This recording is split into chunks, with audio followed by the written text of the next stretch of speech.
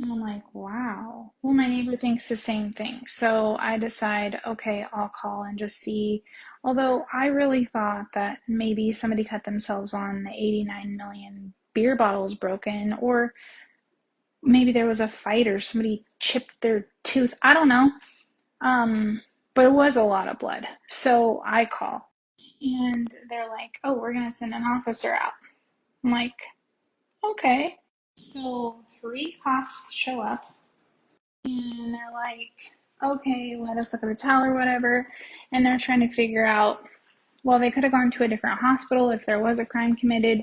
There's probably no way to tell, blah, blah. Okay. So they say, can you contact the renter? And I'm like, well, yeah, it has her phone number. Um, I don't think she'll talk to me though. And they're like, well, let's try it. Okay. All right, let's call her. So with the cops there, I proceed to call her and she's like, hello, it's like 9:30 at night at this point.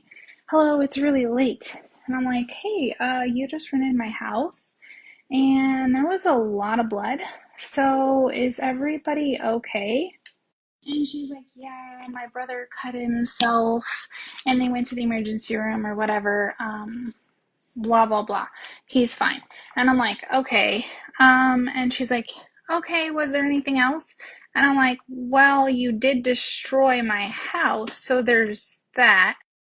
And she's like, well, what? I left there. She wasn't even here. Like, she left. She left her husband and her brothers or something, um, for, I don't know, to destroy the house here, whatever.